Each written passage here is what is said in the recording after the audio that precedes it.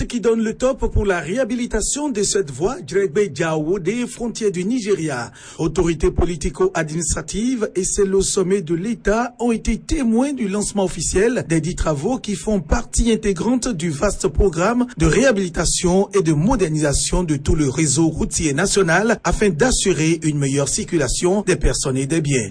Ce programme qu'appuie fortement la BOAD, gros financier de ce projet pour des objectifs que voici.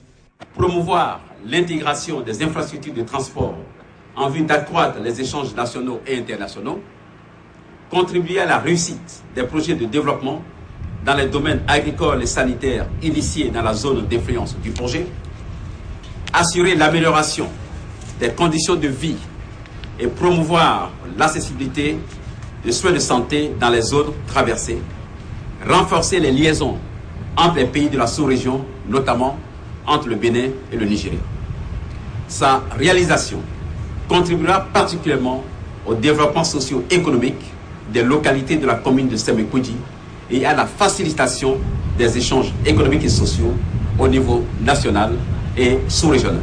La route Djeregbé-Diawo ainsi lancée est un linéaire d'environ 10 km qui va désenclaver la région aujourd'hui considérée comme la prochaine zone commerciale des départements de Lomé et du Plateau. Ces caractéristiques se présentent comme suit. Largeur de la plateforme, 10 à 14 mètres. Largeur de la chaussée, 7 mètres en race campagne et 9 mètres dans les agglomérations. Largeur des accotements, 2 fois 1,5 mètres en section courante et 2 fois 2,5 mètres dans les agglomérations. Le corps de chaussée comprend une couche de fondation engravelée latéritique de 30 cm d'épaisseur, une couche de base engravelée latéritique améliorée au ciment de 20 cm d'épaisseur et une couche de roulement en enduit superficiel tricouche. Le projet a également prévu la construction des ouvrages d'art et d'assainissement, l'élargissement de certains ouvrages existants, ainsi que la mise en place des signalisations routières requises.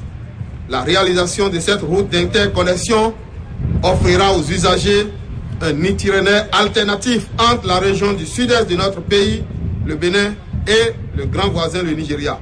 Dans les départements de Lomé et du Plateau, poursuit le ministre des Travaux publics d'autres projets comme le dédoublement de la voie Carrefour-Semekoudji, Porto Novo avec le pont, la réhabilitation de la voie Porto Novo-Poubé, Porto Novo-Zian-Igolo, la rocade Porto Novo-Medejonu-Adjara, Poubé-Adjawere, Itadjabou-Bonou-Ikmile-Tatonokon, Yata-Yoko-Sakete sont aussi pris en compte. L'autorité municipale a, au nom de sa population, remercié sans cesse le président de la République pour la perspicacité avec laquelle il a géré ce dossier de bitumage de la voie Djeregbé-Diawo. Ce qui est sûr, rien ne pourrait plus arrêter le cours normal de l'exécution des travaux car les propriétaires terriens sont déjà tous dédommagés.